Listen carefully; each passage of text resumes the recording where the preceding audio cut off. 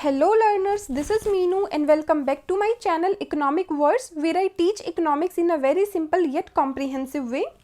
Today we will be doing exercise of chapter Production and Cost of class 11th NCERT. And the detailed explanation of all the topics of this chapter is already on my channel, which I am expecting that you all must have watched. But in case you haven't, then the link is given in the description box. Please go and watch all those parts, because here it is going to be a kind of quick recap, and here my main motive is to show you how to attempt these questions if asked in the paper. So without any delay, let's start with question number 1. First question is explain the concept of production function. तो students production function को मैंने कैसे समझाया था आप सभी को? By bifurcating this entire term into two parts. First is production and second is function. Production का मतलब क्या होता है? Production means transformation of inputs into output. And function का मतलब क्या होता है? Function means a relationship. तो प्रोडक्शन फंक्शन को अगर हम एक साथ पढ़े तो क्या हो जाएगा? It is the functional relationship between inputs used and output produced by a firm. और यह क्या शो करता है? It shows the maximum quantity of output that can be produced with the help of given quantity of inputs and the level of technology. मतलब कि एक firm के पास जो भी इनपुट्स अवेलेबल है इन व्हाटएवर क्वांटिटी, उन सभी का एफिशिएंटली यूज करने पर जो maximum amount of output produce होगी वो क्या हो जाता है? वो हो जाता है production function. For example let's suppose कि एक फर्म के पास जो है 5 यूनिट्स ऑफ लेबर है एंड 10 यूनिट्स ऑफ कैपिटल है. तो ये 5 units of labour and 10 units of capital क्या हो गई? ये होगी the inputs available to a firm और the inputs used by a firm to produce a commodity. तो इन 5 units of labour and 10 units of capital का यूज करने पर कितनी क्वांटिटी, मतलब कि कितनी मैक्सिमम क्वांटिटी ऑफ आउटपुट यह फर्म प्रोड्यूस कर सकती है. तो इस रिलेशनशिप को between inputs used and output produced by the firm, उसको हम क्या बोलेंगे? उसको हम बोलते हैं प्रोडक्शन फंक्शन. और सिंबॉलिकली हम इसे कैसे लिख सकते हैं? That output is a function of x1 x2 x3 up to xn, जहां पर Q किसको रिप्रेजेंट करता है? Q represents output. x1 x2 x3 and xn are the amounts of factor 1 factor 2 factor 3 and factor n respectively. और F किसको represent करता है बच्चा? F रिप्रेजेंट करता है फंक्शनल रिलेशनशिप को, राइट? और जो ये फैक्टर्स है स्टूडेंट्स x1 x2 x3, ये कुछ भी हो सकते हैं. दीज कैन बी लेबर, यह लैंड भी हो सकता है, मशीनरी भी हो सकता है, एफिशिएंसी ऑफ द लेबर हो सकता है, उनके स्किल्स हो सकते हैं, उनकी नॉलेज, उनकी education, equipments, raw material, technology. These can be anything. But to simplify this production function हम सिर्फ 2 ही फैक्टर्स को अज्यूम करके चलते हैं, that is labour and capital, जिसको हम मशीनरी भी बोल देते हैं, मशीन्स भी बोल देते हैं. Now let's understand this production function with the help of this example. Let's suppose कि एक फर्म है जो मैन्युफैक्चर करती है शूज़ को with the help of 2 inputs or factors, जिसमें से क्या है? फर्स्ट है वर्कर्स, जिसको हम लेबर बोलते हैं, एंड सेकंड है मशीन्स और कैपिटल. तो इस फर्म के लिए जो प्रोडक्शन फंक्शन होगा स्टूडेंट्स, वो क्या हो जाएगा? वो हो जाएगा that QS is a function of W, M. Means the output of shoes जो है इज द फंक्शन ऑफ किसका? Of workers and machines. Means कि इन वर्कर्स एंड मशीन्स का यूज करने पर कितनी मैक्सिमम क्वांटिटी ऑफ शूज यह firm produce कर सकती है, उसी को हम बोलेंगे इस फर्म का production function, which shows the maximum number of shoes that can be produced with the help of given number of workers and machines. तो प्रोडक्शन फंक्शन क्या हो जाता है बच्चा? प्रोडक्शन फंक्शन हो जाता है functional relationship between inputs used and output produced by the firm. और यहाँ पर जो टेक्नोलॉजी का लेवल है वो हम फिक्स्ड मानते हैं, वो हम कांस्टेंट मानते हैं. मतलब कि ना तो टेक्नोलॉजी अपग्रेड हुई है और ना ही टेक्नोलॉजी डाउनग्रेड हुई है या फिर डिग्रेड हुई है, राइट? तो अगर ये क्वेश्चन आ जाता है पेपर में तो आपको एग्जैक्टली ऐसे ही लिख कर आना है. इसको आप अच्छे से देख लीजिए या फिर आप स्क्रीनशॉट्स ले सकते हैं. The next question is, what is total product of an input? Total product याद होगा आपको, हमने बहुत अच्छे से समझा था. तो टोटल प्रोडक्ट और टोटल फिजिकल प्रोडक्ट भी जिसे हम बोलते हैं वो क्या होता है, is the sum total of output produced by a firm with the given inputs during a specific time period. Total product या फिर टोटल फिजिकल प्रोडक्ट या फिर इसको एक और नाम से जाना जाता है बच्चा, टोटल रिटर्न्स। यह कुछ नहीं है, अगर हम बिल्कुल सिंपल भाषा में समझना चाहते हैं तो इसको, यह टोटल आउटपुट होता है, मतलब कि sum total of goods and services which are being produced by a firm during a specific time period. और ये टाइम पीरियड एक दिन का भी हो सकता है, एक महीने का भी हो सकता है, 3 महीने, 6 महीने, 1 साल, 10 साल, कुछ भी हो सकता है, depends on which context we are talking about. हम शॉर्ट रन की बात कर रहे हैं या फिर हम लॉन्ग रन की बात कर रहे हैं। तो टोटल प्रोडक्ट हो जाता है क्या, the sum total of output, और सम टोटल ऑफ आउटपुट का मतलब कि total goods and services which are produced by a firm with the given inputs. Inputs हमें पता है क्या होते हैं, which are used to produce a commodity, मतलब कि जैसे कि रॉ मटेरियल्स हो गए, या फिर लेबर हो गया, लैंड हो गया, मशीन्स हो गया, ठीक है, इक्विपमेंट्स हो गया, टूल्स हो गया, इम्प्लीमेंट्स हो गया, इन सभी का यूज करके जो आउटपुट प्रोड्यूस किया जाता है during a specific time period, वो क्या हो जाता है, टोटल प्रोडक्ट और द टोटल आउटपुट और the total physical product of N input. इसको हम एक एग्जाम्पल की हेल्प से समझते हैं। सपोज कि 10 यूनिट्स ऑफ लेबर जो हैं, एक फर्म में 10 यूनिट ऑफ लेबर हैं, एक फर्म ने 10 यूनिट्स ऑफ लेबर को हायर किया जो प्रोड्यूस करती है 1000 यूनिट्स ऑफ शूज़। तो जो ये 10 यूनिट्स ऑफ लेबर हैं ये क्या हो जाएंगे स्टूडेंट्स, ये तो हो जाएंगी गिवन इनपुट्स। और जो 1000 यूनिट्स ऑफ शूज़ इन्होंने प्रोड्यूस की है, इन इनपुट्स ने, इन 10 यूनिट्स ऑफ लेबर ने, ये क्या हो जाएगा, यही तो होगा इस फर्म का क्या, टोटल प्रोडक्ट और द टोटल आउटपुट। क्या हो जाएगा, दीज 1000 यूनिट्स ऑफ शूज़। और सिंबॉलिकली हम टोटल प्रोडक्ट को या फिर टोटल आउटपुट को हम कैसे कैलकुलेट कर सकते हैं, that TP is equal to average product into labour. Suppose करते हैं हम कि एवरेज प्रोडक्ट की वैल्यू हमें दे रखी है कितनी, एवरेज प्रोडक्ट हमें 10 दे रखा है और लेबर की क्वांटिटी दे रखी है हमें 2।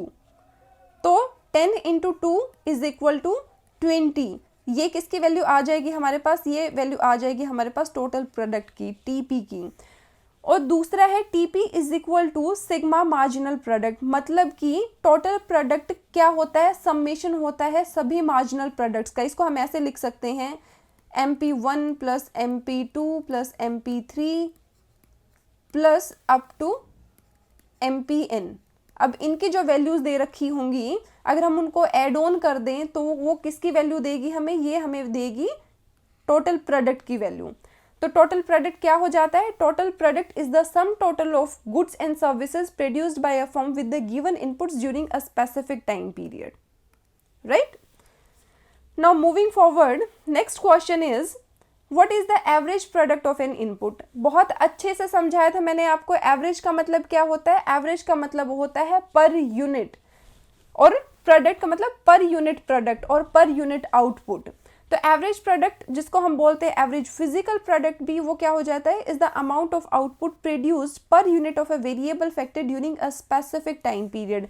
पर यूनिट, हर एक यूनिट वेरिएबल फैक्टर की, इसके प्रोडक्ट को हम निकालना चाहते हैं, कैलकुलेट करना चाहते हैं, मतलब कि वेरिएबल फैक्टर की हर एक यूनिट का टोटल प्रोडक्ट में कितना कंट्रीब्यूशन है, यह हमें पता लगता है एवरेज प्रोडक्ट की हेल्प से।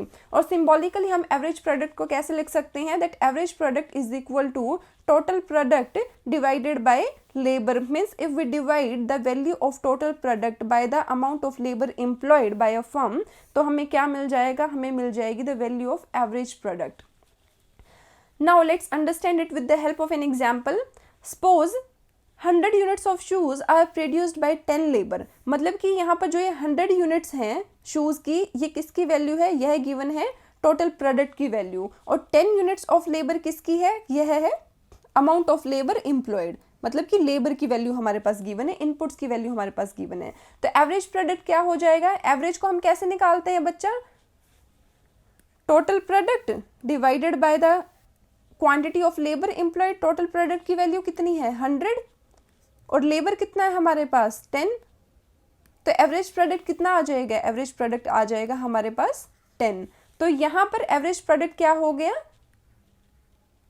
10 यूनिट्स ऑफ शूज़, मतलब कि हर यूनिट कितने मतलब कि हर यूनिट का टोटल प्रोडक्ट में कितना कंट्रीब्यूशन है, that is 10 units of shoes.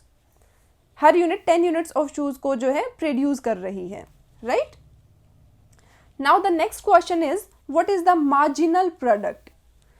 Marginal product refers to the change in total product due to change in employing one additional or one more unit of a variable factor। देखो बच्चा, average product को जब हम calculate करते हैं तो वहां पर हम हर यूनिट के कंट्रीब्यूशन को जो है कैलकुलेट करते हैं in the total product. But when we talk about marginal product तो यहाँ पर हम हर एडिशनल यूनिट, हर एक्स्ट्रा यूनिट के कंट्रीब्यूशन को जो है कैलकुलेट करते हैं, उसको जानना चाहते हैं in the total production of a firm. तो इसका फॉर्मूला क्या होता है, that is delta TP upon delta L, means change in total product to change in labour. कि अगर हम डिवाइड कर दे चेंज इन टोटल प्रोडक्ट को टू चेंज इन लेबर तो हमें मिल जाएगा मार्जिनल प्रोडक्ट। और दूसरा फॉर्मूला होता है that marginal product of nth unit is equal to total product of nth unit minus total product of n-1 units. For example कि हमारे पास जो है 20 यूनिट्स ऑफ लेबर हैं और वो प्रोड्यूस करती हैं 500 यूनिट्स ऑफ शूज को, राइट। अब क्या किया, ये जो अमाउंट ऑफ लेबर थी that is 20 units of labour, इसको इंक्रीज कर दिया from 20 to 21 units of labour. और अब जो टोटल प्रोडक्ट है ये क्या हो जाएगी, ये हो जाएगी टोटल प्रोडक्ट की वैल्यू। तो लेकिन अब इस एक यूनिट ऑफ लेबर के बढ़ने की वजह से जो टोटल प्रोडक्ट है वो हो गया 530 units of shoes, 530 units of shoes. तो बच्चा यहाँ पर आप देखिए कि ये एक यूनिट ऑफ लेबर के बढ़ने की वजह से कितना टोटल प्रोडक्ट में चेंज आया, वो आया है 30 यूनिट्स का। 500 से बढ़कर कितना हो गई है, ये हो गई है 530। तो चेंज इन टीपी कितना हुआ है, 30 यूनिट्स। और चेंज इन लेबर कितना हुआ है, दैट इज 1 यूनिट का, 1 यूनिट से इंक्रीज हुआ है। तो मार्जिनल प्रोडक्ट कितना हो जाएगा, ये हो जाएगा 30 यूनिट्स ऑफ शूज। या फिर आप इसको इस फॉर्मूला की हेल्प से देखिए कि जो TPN है उसकी वैल्यू है 530, that is total product of the last unit of labour. वो कितनी है, 21 यूनिट्स। तो 21 यूनिट्स का जो टोटल प्रोडक्ट है वो कितना है, 530 माइनस TPN-1। TPN है 530, TPN-1 कितना हो जाएगा, 500। तो 530 माइनस 500 इज इक्वल टू कितना आ जाएगा, 30। तो आप दोनों में से कोई भी फॉर्मूला यूज कीजिएगा, आंसर जो आपको सेम ही मिलेगा। तो मार्जिनल प्रोडक्ट क्या हो जाता है, it refers to change in total product due to change in employing one additional और one extra unit of a variable factor. कि एक एडिशनल यूनिट को एम्प्लॉय करने पर टोटल प्रोडक्ट में कितना चेंज आता है, यह हमें पता लगता है मार्जिनल प्रोडक्ट की हेल्प से, right. Now moving forward, explain the relationship between marginal product and the total product. अब जो ये रिलेशनशिप है बच्चा marginal product and total product के बीच में, ये हमने पढ़ा था लॉ ऑफ वेरिएबल प्रोपोर्शन को समझते, जब हम समझ रहे थे उस समय पर। तो मार्जिनल प्रोडक्ट अभी हमने देखा था क्या था, change in TP to change in labour, मतलब कि change in total product due to employing one additional unit of a variable factor. अब हम इसके रिलेशनशिप को देखते हैं। ये डायग्राम देखकर आपको याद आया होगा क्या, लॉ ऑफ वेरिएबल प्रोपोर्शन। उस समय पर हमने क्या देखा था कि जब हमारा टोटल प्रोडक्ट जो है वो इंक्रीज हो रहा है at an increasing rate up to point P, और ये पॉइंट P क्या था, point of inflection. Point of inflection तक जो हमारा TP था, मतलब कि टोटल प्रोडक्ट, वो इंक्रीज हो रहा था एट इंक्रीजिंग रेट। क्यों, क्योंकि यहाँ पर जो हमारा मार्जिनल प्रोडक्ट है वो क्या हो रहा है, वो थ्रू आउट इंक्रीज हो रहा है और पॉइंट K पर जाकर क्या हो जाता है, ये मैक्सिमम पर पहुंच जाता है। उसके बाद जब हमारा टोटल प्रोडक्ट इंक्रीज हो रहा था diminishing rate up to point M, जहां पर आकर हमारा TP जो है मैक्सिमम हो जाता है, तो जो हमारा मार्जिनल प्रोडक्ट है वो क्या हो रहा था, वो थ्रू आउट जो है फॉल हो रहा था, राइट। तो पहले हमारा TP इंक्रीज होता है increasing rate up to point P, that is the point of inflection. तो यहाँ पर जो मार्जिनल प्रोडक्ट है वो क्या हो रहा है, वो इंक्रीज हो रहा है through out and it reaches its maximum at point K. After point P, that is the point of inflection, TP starts increasing at diminishing rate. Why? Reason क्या है इसके पीछे? Because marginal product of the variable factor has started falling throughout this stage. अब last में क्या होता है कि टीपी अपने मैक्सिमम पर पहुंचने के बाद इट स्टार्ट्स फॉलिंग। इसके पीछे रीजन क्या है कि टीपी फॉल होना स्टार्ट हो गया है? Because the marginal product of the variable factor has become negative.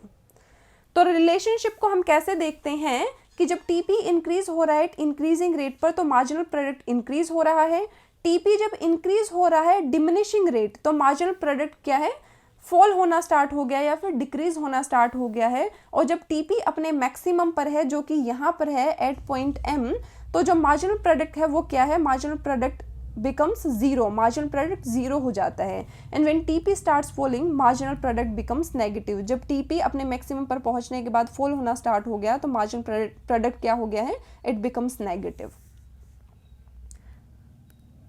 तो this is how you have to write this question when asked in the paper. Now next is explain the concept of short run and long run. तो बच्चा देखो, short run नाम से ही पता लगता है कि मतलब कि समय कम है, कुछ ना कुछ टाइम की बाउंडेशन है, time as a constraint act करेगा।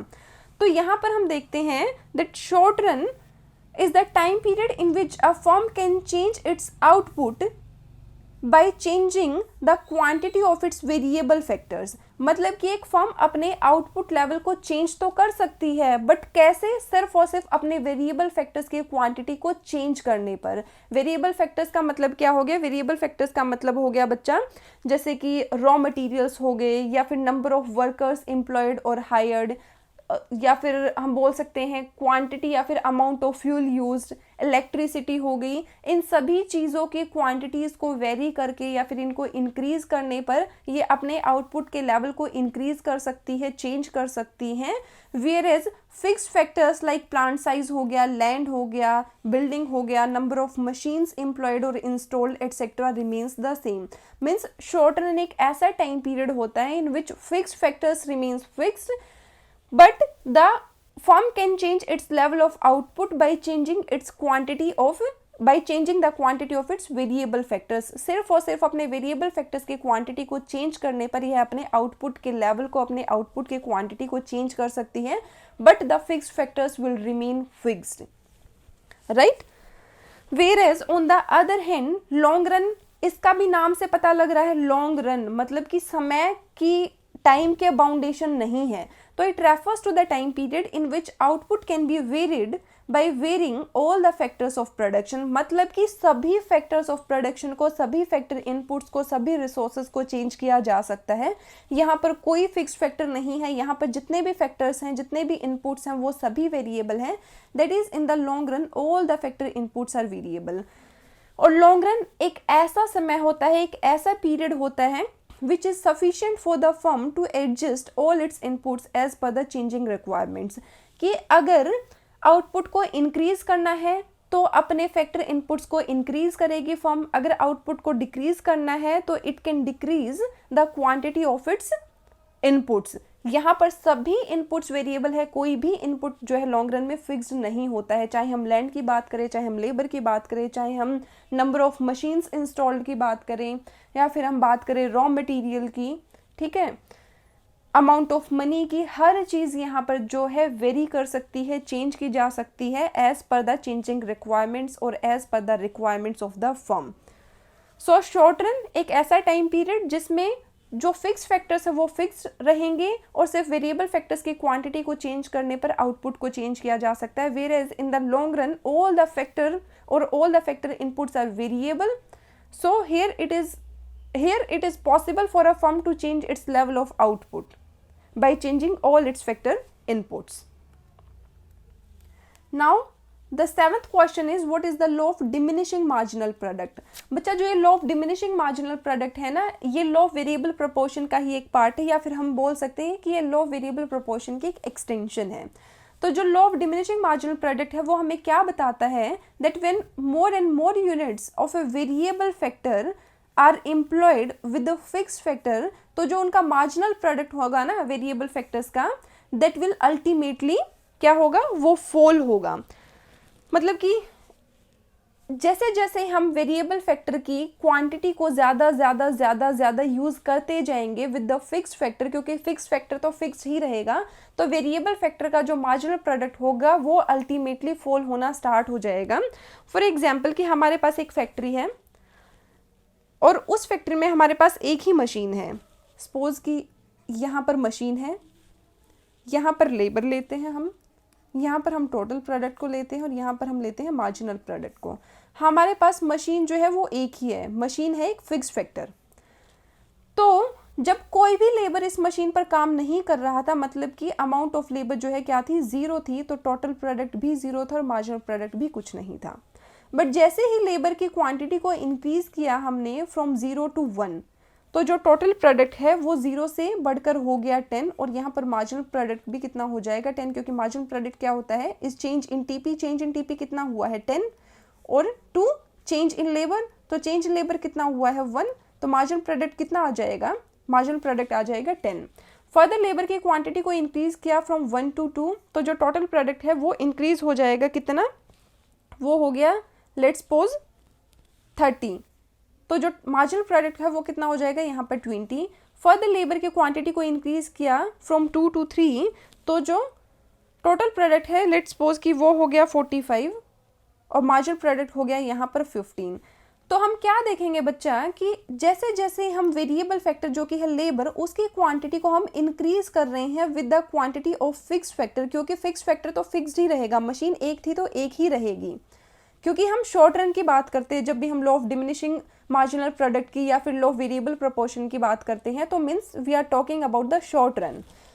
तो जैसे जैसे हम लेबर की क्वांटिटी को इंक्रीज करेंगे with the quantity of fixed factor being fixed, तो जो मार्जिनल प्रोडक्ट होगा वो इनिशियली तो क्या होगा, वो इंक्रीज होगा, राइट, बट अल्टीमेटली वो फॉल होना स्टार्ट हो जाएगा। अगर इससे आगे भी हम क्वांटिटी ऑफ लेबर को इंक्रीज करेंगे तो जो मार्जिनल प्रोडक्ट है वो क्या होगा, वो फॉल होता रहेगा, और एक पॉइंट आने के बाद ये नेगेटिव भी हो जाएगा, जो हमने लॉ ऑफ वेरिएबल प्रोपोर्शन के टाइम पर पढ़ा था।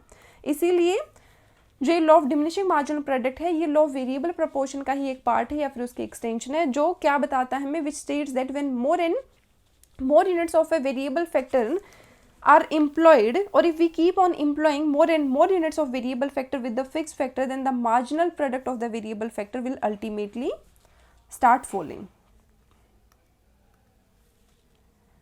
Now the next question which is very important, जो आपके पेपर में पूछा जाएगा ही जाएगा, वो है what is the law of variable proportion। तो बच्चा लॉ ऑफ वेरिएबल प्रोपोर्शन क्या है, हमने क्या पढ़ा था, लॉ ऑफ वेरिएबल प्रोपोर्शन है एक शॉर्ट रन कॉन्सेप्ट, जहां पर कुछ फैक्टर्स फिक्स्ड रहते हैं और कुछ फैक्टर्स होते हैं वेरिएबल। तो ऐसे सिनेरियो में जब कुछ फैक्टर्स फिक्स्ड रहते हैं और कुछ फैक्टर्स जो है चेंज किए जा सकते हैं, एक प्रोडक्शन फंक्शन कैसे काम करता है, that we can understand with the help of law of variable proportion. And the law of variable proportion was propounded by John Robinson. और जो लॉ ऑफ वेरिएबल प्रोपोर्शन है ये क्या बताता है, that if we increase the quantity of only one variable input, जो हमने लिया था लेबर अपने केस में, keeping the other inputs fixed, तो जो टोटल प्रोडक्ट होगा बच्चा वो इनिशियली इंक्रीज होगा at an increasing rate, then increases at a diminishing rate, and finally after reaching a certain level of employment it will start falling। ये हमने diagram की help से भी समझा था कि इनिशियली जो टोटल प्रोडक्ट है वो इंक्रीज होता है at increasing rate up to the point of inflection, और इस पॉइंट ऑफ इन्फ्लेक्शन के बाद जो टीपी है वो इंक्रीज तो होता है बट एट डिमिनिशिंग रेट। क्यों? क्योंकि यहाँ पर इस स्टेज में जो कि सेकंड फेज या सेकंड स्टेज है, उसमें जो मार्जिनल प्रोडक्ट है वो क्या होता है, वो थ्रू आउट फॉल होता है and reaches to its level, हम बोल सकते हैं कि अपने जीरो पर पहुंच जाता है, और उसके बाद टीपी क्या होता है, अपने मैक्सिमम पर पहुंचने के बाद इट विल स्टार्ट फॉलिंग, और जो मार्जिनल प्रोडक्ट है वो क्या हो जाता है, वो नेगेटिव हो जाता है। तो हमने क्या किया था, हमने लॉ ऑफ वेरिएबल प्रोपोर्शन को जो है डिवाइड किया था इनटू 3 फेजेस। फर्स्ट फेज और first stage is of increasing returns, second phase और second stage is of diminishing returns, and third phase और third stage is of negative returns. तो first phase में क्या हो रहा था, फर्स्ट फेज में टीपी इंक्रीज होता है इंक्रीजिंग रेट। क्यों? क्योंकि एमपी इंक्रीज होता है थ्रू आउट दिस स्टेज, जो कि है ये वाली स्टेज जहाँ पर जो एमपी है वो इंक्रीज हो रहा है। सेकेंड स्टेज में टीपी इंक्रीज तो होता है बट एट डिमिनिशिंग रेट, और MP क्या होता है, MP फॉल होता है but it remains positive, that's why TP क्या है, अभी फॉल होना स्टार्ट नहीं हुआ है, सेकेंड स्टेज में इंक्रीज हो रहा है एट डिमिनिशिंग रेट बट अभी फॉल होना स्टार्ट नहीं हुआ है। Third phase which is the phase of negative returns, यहाँ पर आकर TP जो है फॉल होना स्टार्ट हो जाता है। क्यों? क्योंकि जो marginal product of variable factor है that becomes negative. So this is the law of variable proportion which states that if the quantity of only one variable जो है इंक्रीज होती रहेगी keeping the other inputs fixed, then total product will initially increase at increasing rate, then increase at diminishing rate and finally it will start falling. Now students, the next question, which is question number 9, is when does a production function satisfy constant returns to scale? बच्चा जब भी हम returns to scale की बात करते हैं या जब भी रिटर्न्स टू स्केल आएगा, इसका मतलब है हम बात कर रहे हैं लॉन्ग रन की, जिसमें क्या है सभी फैक्टर इनपुट्स क्या है वेरिएबल है, मतलब कि एक फर्म अपने सभी इनपुट्स को, सभी फैक्टर्स को, सभी रिसोर्सेज को चेंज कर सकती है to change its level of output. तो अभी हम बात कर रहे हैं कांस्टेंट रिटर्न्स टू स्केल की। कांस्टेंट रिटर्न्स टू स्केल कब मिलता है एक फर्म को? When the output increases in exactly the same proportion as the factors of production changes, then the production function is said to exhibit constant returns to scale. मतलब कि जो percentage change in output है वो किसके equal है? वो equal है to the percentage change in inputs. मतलब कि इनपुट्स जितने क्वांटिटी से, जितने प्रोपोर्शन से जो है चेंज होंगे, आउटपुट एग्जैक्टली सेम प्रोपोर्शन से चेंज होगा, सेम प्रोपोर्शन से इंक्रीज होगा। अगर इनपुट्स डबल हुए हैं तो आउटपुट डबल होगा, इनपुट्स ट्रिपल हुए हैं तो आउटपुट ट्रिपल होगा। फॉर एग्जाम्पल कि जब एक फर्म एम्प्लॉय कर रही थी 4 units of labour and 8 units of capital को, तो जो आउटपुट था वो था 600 यूनिट्स। मतलब कि ये 4 units of labour and 8 units of capital जो है 600 यूनिट्स ऑफ आउटपुट को जो है प्रोड्यूस कर रही थी। जैसे ही इन इनपुट्स को जो है इंक्रीज किया गया, मतलब कि डबल क्वांटिटी से इंक्रीज किया गया, इनको डबल किया गया from 4 units of labour to 8 units of labour and from 8 units of capital to 16 units of capital, तो जो आउटपुट है वो भी क्या हो गया? Increases by double. ये कितना हो गया? फ्रॉम 600 यूनिट्स टू 1200 यूनिट्स, और 1200 यूनिट्स क्या है? एग्जैक्टली डबल है 600 यूनिट्स का। फर्दर जब इनपुट्स को डबल किया गया from 8 units of labour to 16 units of labour and 8 units of capital to 32 units of capital, तो फर्दर आउटपुट क्या हुआ? इंक्रीज हुआ है बाय डबल। 1200 यूनिट्स से कितना हो गया? 2400 यूनिट्स। तो कांस्टेंट रिटर्न्स टू स्केल तभी मिलते हैं when the percentage change in output is exactly equal to the percentage change in inputs. और रीजन क्या होती है? रीजन होती है यहाँ पर कि इकोनॉमीज ऑफ स्केल जो है वो डिस इकोनॉमीज ऑफ स्केल के इक्वल हो गई हैं। इकोनॉमीज ऑफ स्केल आप सभी को पता है क्या होती हैं?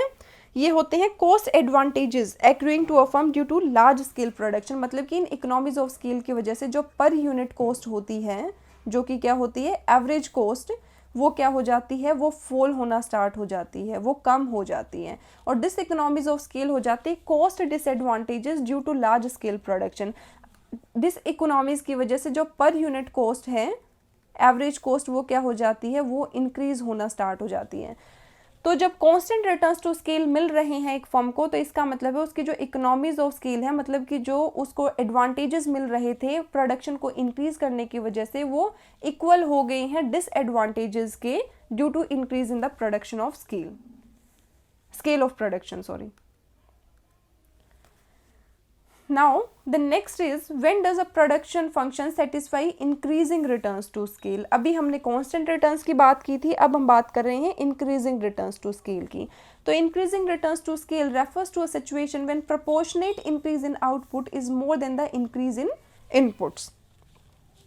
मतलब कि the percentage change in output is more than the percentage change in inputs। मतलब कि यहाँ पर इनपुट्स जितनी क्वांटिटी से, जितने प्रोपोर्शन से जो है इंक्रीज हो रहे हैं, जितने फ्रैक्शन से इंक्रीज हो रहे हैं, आउटपुट उससे कुछ ना कुछ ज़्यादा प्रोपोर्शन से, ज़्यादा फ्रैक्शन से, ज़्यादा परसेंटेज से जो है इंक्रीज होगा। For example 1 unit of labour and 2 units of capital जो है प्रोड्यूस कर रही है 100 यूनिट्स ऑफ आउटपुट को। बट जैसे ही इन इनपुट्स को इंक्रीज किया गया from 1 unit of labour to 2 units of labour and 2 units of capital to 4 units of capital, मतलब कि डबल हो गई है क्वांटिटी ऑफ इनपुट्स, तो जो आउटपुट है वो मोर देन डबल से इंक्रीज हुआ है, दैट इज 2.5 टाइम्स जो है इंक्रीज हो रहा है, that is from 100 units to 250 units. Inputs increase हुए हैं डबल से, आउटपुट इंक्रीज हुआ है मोर देन डबल से। फर्दर जब इनको डबल किया गया इनपुट्स को from 2 units of labour to 4 units of labour and 4 units of capital to 8 units of capital, तो जो आउटपुट है वो कितना हो गया 600 यूनिट्स। अगेन जो आउटपुट है वो मोर देन डबल से जो है इंक्रीज हुआ है। तो प्रोडक्शन फंक्शन कब सेटिस्फाई करता है इंक्रीजिंग रिटर्न्स टू स्केल को? जब प्रोपोर्शनेट इंक्रीज इन आउटपुट जो है मोर होता है, more than the increase in factor inputs, तो उसे हम बोलते हैं इंक्रीजिंग रिटर्न्स टू स्केल की सिचुएशन।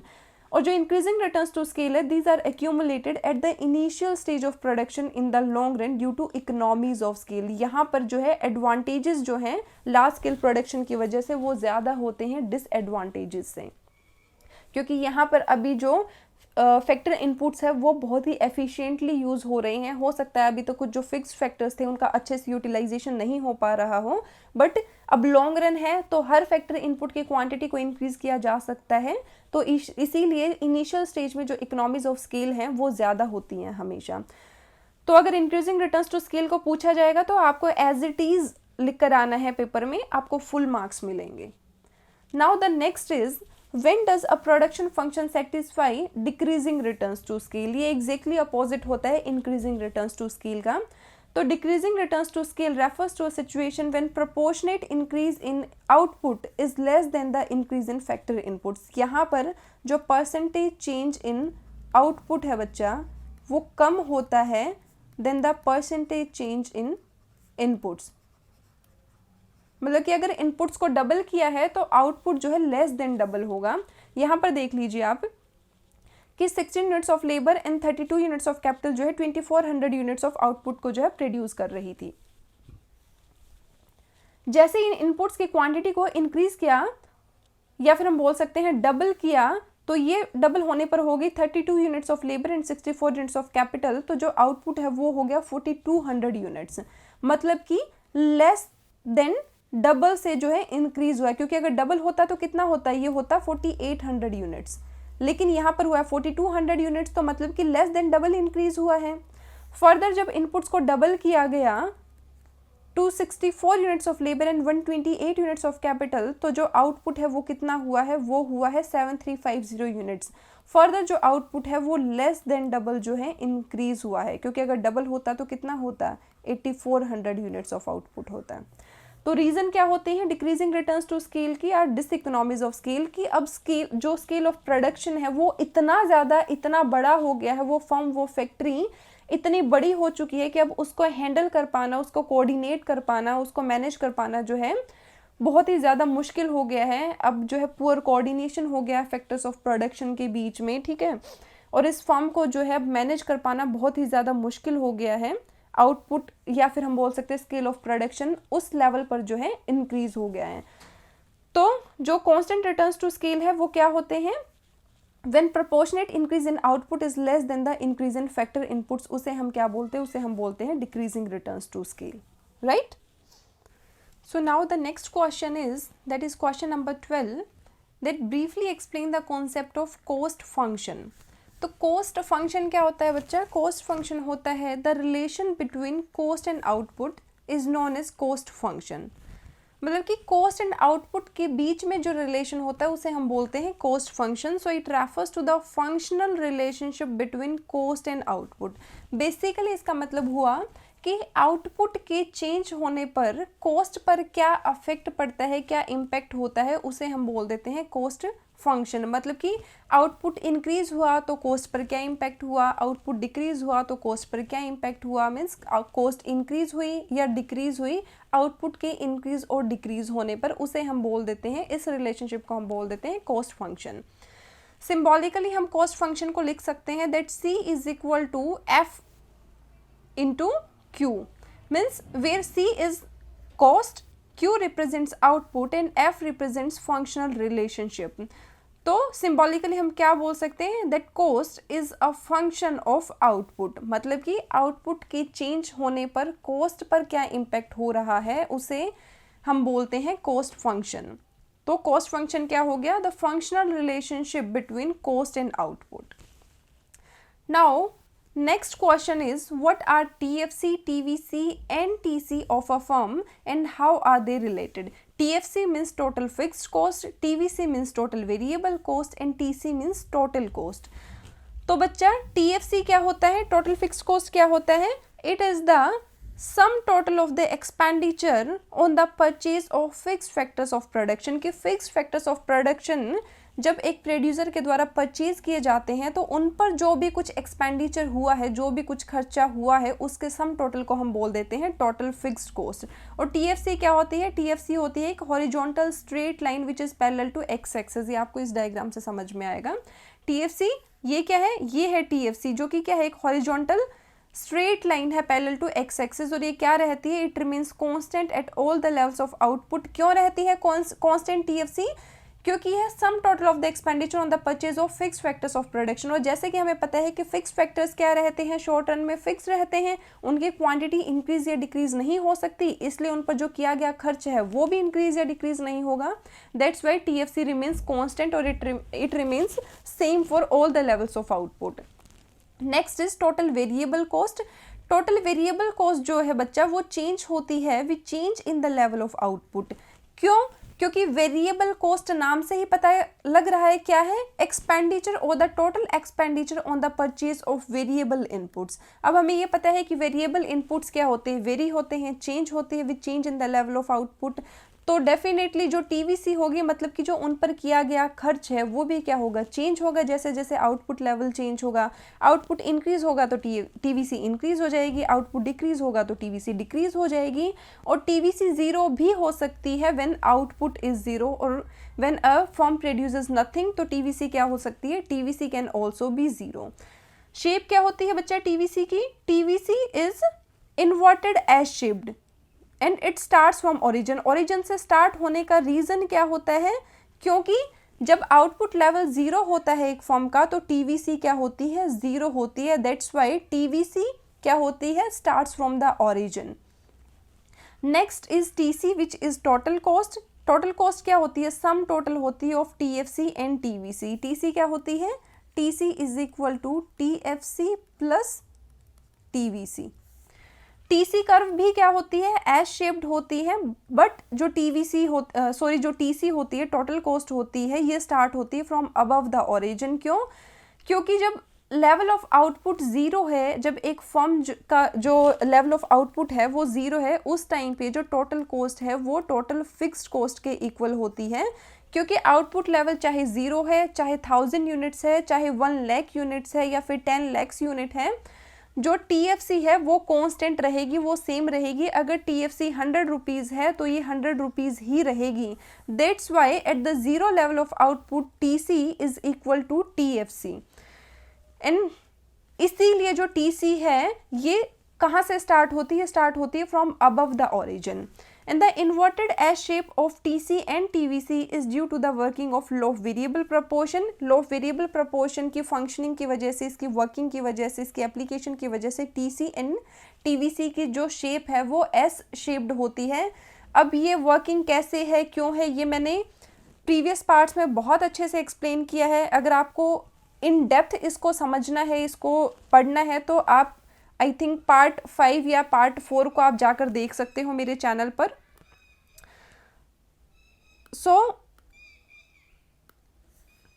अगर यह क्वेश्चन आपसे पूछा जाता है एग्जाम में तो आपको ये डायग्राम बनाना है और इन सारे पॉइंट्स को बहुत अच्छे से पढ़ लेना है और लिख लेना है, राइट।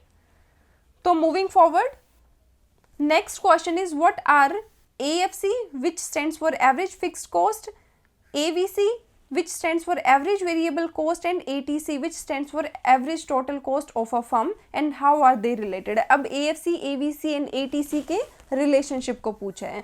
तो बच्चा AFC का हम सभी को पता है क्या होता है, per unit fixed cost of production, मतलब कि फिक्स्ड फैक्टर्स को परचेज करने पर पर यूनिट कितना खर्चा पड़ता है उसे हम बोलते हैं एवरेज फिक्स्ड कॉस्ट। और एवरेज फिक्स्ड कॉस्ट को हम कैसे डिराइव कर सकते हैं, by dividing TFC by Q। मतलब कि अगर हम टोटल फिक्स्ड कॉस्ट को आउटपुट से डिवाइड कर दे तो हमें मिल जाती है average fixed cost. Average variable cost on the other hand refers to per unit variable cost of production. वहाँ पर हम फिक्स्ड कॉस्ट ऑफ प्रोडक्शन की बात कर रहे थे, यहाँ पर हम बात कर रहे हैं वेरिएबल कॉस्ट ऑफ प्रोडक्शन की, और वो कैसी, पर यूनिट, हर यूनिट की वेरिएबल कॉस्ट ऑफ प्रोडक्शन। और AVC को हम कैसे डिराइव करते हैं, by dividing total variable cost by output. तो हमें क्या मिल जाती है, एवरेज वेरिएबल कॉस्ट मिल जाती है।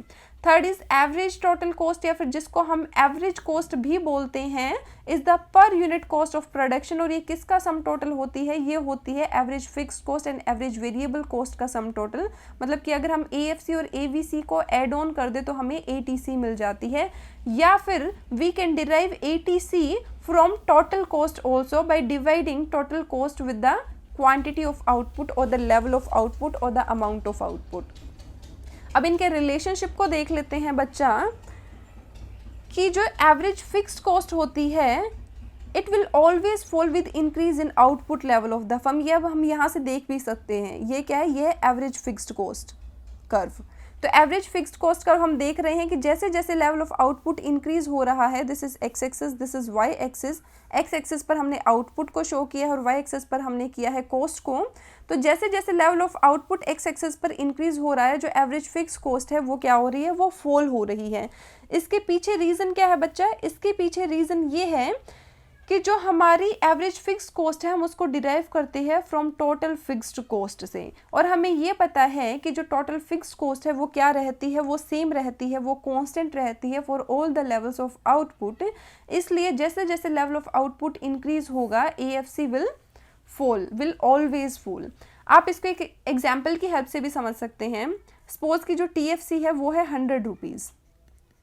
फर्स्ट केस में आउटपुट हम मान लेते हैं कि जो आउटपुट है वो है 10 यूनिट्स। तो AFC क्या हो जाएगी बच्चा इस केस में, AFC हो जाएगी TFC अपॉन Q। TFC है 100, आउटपुट है 10, तो AFC कितनी हो जाएगी, 10 रुपीज़। सेकेंड केस में TFC सेम है और आउटपुट का जो लेवल है वो इंक्रीज हो गया है, वो हो गया 10 to 20 यूनिट्स। अब AFC क्या हो जाएगी इस केस में, जब लेवल ऑफ आउटपुट इंक्रीज हो गया है। AFC फर्दर क्या होती है, फिर से TFC अपॉन Q। TFC तो सेम है, दैट इज 100 रुपीज़, लेकिन जो आउटपुट है वो इंक्रीज हो गया और वो हो गया अब 20 यूनिट्स। तो यहाँ पर जो AFC होगी वो कितनी हो जाएगी, 5 रुपीज़। फर्दर अगर हम इसको इंक्रीज कर दे फ्रॉम 20 to 25 यूनिट्स, तो वहाँ पर AFC हो जाएगी 100/25 is equal to 4 rupees. So in this way what we can observe is that AFC will keep on falling with increase in the quantity of output or with increase in the level of output। जैसे जैसे हम output level को increase करेंगे जो AFC है वो fall होगी, but it will never become zero. क्यों, क्योंकि कभी TFC कभी भी ज़ीरो नहीं होगी, इसलिए AFC भी कभी ज़ीरो नहीं होगी, and it will never touch X axis और Y axis. Now the next is ATC curve will always lie above AVC and AFC। हमेशा जो ATC कर्व है वो AFC कर्व और AVC कर्व के ऊपर रहेगी, ऑब्वियसली ऊपर ही रहेगी। क्यों, क्योंकि AC क्या है, सम टोटल है AVC एंड AFC का, इसलिए हमेशा ATC जो है AVC एंड AFC से ज़्यादा रहेगी। Next is AVC reaches it's minimum level before ATC। कि AVC का जो मिनिमम है ना वो ATC के मिनिमम से हमेशा पहले आएगा। रीज़न क्लियर है, क्योंकि ATC किसका कॉम्बिनेशन है, वो है AVC एंड AFC का कॉम्बिनेशन, इसलिए AVC का मिनिमम हमेशा ATC के मिनिमम से पहले आएगा। Next is as the level of output increases the gap between ATC and AVC decreases. जो ये गैप है बच्चा ATC एंड AVC के बीच में, वो क्या होगा, वो डिक्रीज होगा जैसे जैसे लेवल ऑफ आउटपुट इंक्रीज हो रहा है। क्यों, क्योंकि जो AFC है वो क्या होती है बच्चा, वो कॉन्टीन्यूसली फॉल होती है, वो कॉन्टीन्यूसली क्या हो रही है, फॉल हो रही है। और ATC और AVC के बीच में जो गैप है वो किसको रिप्रेजेंट कर रहा है, वो रिप्रेजेंट कर रहा है AFC को। जैसे कि AFC कॉन्स्टेंटली फॉल हो रही है तो जो ये गैप है बिटवीन ATC एंड AVC वो क्या हो जाएगा, वो डिक्रीज होता जाएगा। बट कभी भी ATC और AVC कर्व्स एक दूसरे को टच नहीं करेंगे। क्यों? क्योंकि AFC can never become zero. और AFC ज़ीरो क्यों नहीं होगा? क्योंकि TFC can never become zero, कभी भी ज़ीरो के इक्वल नहीं होगा। तो ये था relationship between AFC, AVC and ATC। अगर यह क्वेश्चन पूछ लिया जाता है, जो कि काफ़ी चांसेस है कि पूछा जा सकता है, तो आपको यह डायग्राम बनाना है। AFC, AVC एंड ATC की ये डेफिनेशंस लिखनी है, इनका मीनिंग लिखना है और साथ में ये रिलेशनशिप के पॉइंट्स लिखने हैं। Sorry. Now the next is, can there be some fixed cost in the long run and if not why. आप खुद सोचकर मुझे बताइए कि लॉन्ग रन में क्या कोई कॉस्ट फिक्स्ड कॉस्ट हो सकती है। आप खुद सोचिए इस चीज़ को और मुझे बताइए। इस क्वेश्चन का आंसर मैं इसी एक्सरसाइज के इसी पार्ट में बहुत बार दे चुकी हूँ कि लॉन्ग रन में जो सभी फैक्टर्स होते हैं वो क्या होते हैं, वो होते हैं बच्चा वेरिएबल। और जब सारे फैक्टर्स वेरिएबल हैं तो कॉस्ट भी क्या होगी, कॉस्ट भी वेरिएबल होगी। मीन्स लॉन्ग रन में कोई भी फैक्टर क्या है, कोई भी फैक्टर जो है फिक्स्ड नहीं है। इट मीन्स लॉन्ग रन में कोई भी कॉस्ट जो है फिक्स्ड नहीं होगी। So the answer is that no, there are no fixed cost in the long run because in the long run all the factor inputs are variable and there is no fixed factor input। कोई भी factor input fixed नहीं है तो obviously fixed cost भी नहीं होगी। That's why fixed cost exist only in the short run. जो fixed cost का कॉन्सेप्ट है बच्चा, वो सिर्फ और सिर्फ शॉर्ट रन का कॉन्सेप्ट है। सिर्फ और सिर्फ हम शॉर्ट रन में फिक्स्ड कॉस्ट के बारे में बात करते हैं। So this is how you have to answer this question. Now the next question is, why does the average fixed cost what does the average fixed cost curve look like and why does it look so। अब average fixed cost curve कैसी दिखती है, मैंने आपको shape बताई थी जब मैंने आपको एवरेज फिक्स्ड कॉस्ट को पढ़ाया था। तो कैसी दिखती है, it is a downward sloping rectangular hyperbola. Rectangular hyperbola का मीनिंग क्या होता है, rectangular hyperbola means the area of rectangle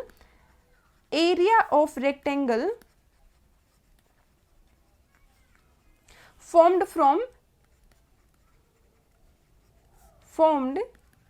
from any point on the curve is same। Rectangular hyperbola का मतलब होता है कि आप इस AFC कर्व के किसी भी पॉइंट से अगर आप रेक्टेंगल बनाते हैं तो इसका जो एरिया होगा that is length into breadth करके जो एरिया निकलेगा that will be same for all the rectangles. किसी भी पॉइंट से बना लेना आप, तो जो एरिया की वैल्यू आएगी वो सेम आएगी। AFC क्या होती है, थ्रू आउट फॉल होती है as output increases. Reason is because AFC is equal to TFC upon Q। क्योंकि TFC सेम रहती है तो जैसे जैसे लेवल ऑफ आउटपुट इंक्रीज होगा वैसे वैसे AFC क्या होगी, it will fall. So as we derive AFC from TFC and we all know that TFC remains constant at all the levels of output due to which AFC falls with increase in the output level. This is how you have to answer this question if asked in the paper, right? आपको ये figure बना देनी है, diagram बना देनी है और उसके बाद AFC के बारे में ये लिख देना है। इसको अच्छे से पढ़ लीजिए। Okay, so this was it. This was all about this lecture. We have completed 16 questions from exercise of this chapter in this part. In the next part, we will cover the remaining questions which are around 14 to 15 questions and mostly उनमें से numericals है तो हम next part में उनको cover करेंगे। तो students ये चैप्टर आपको बहुत अच्छे से कर लेना है क्योंकि कुछ टॉपिक्स बहुत इंपॉर्टेंट है जो एग्जाम में पूछे जाएंगे ही जाएंगे, like law of variable proportion हो गया, relationship between all the cost curves, returns to scale etcetera. So I hope you found this lecture useful and if you do then please like it and share it with your family and friends and don't forget to subscribe to my channel and also press the bell icon ताकि जब भी कोई नया lecture मैं अपने channel पर upload करती हूँ you will get the notification and you guys can also follow me on my Instagram page at economic words. So thank you very much and keep learning with economic words.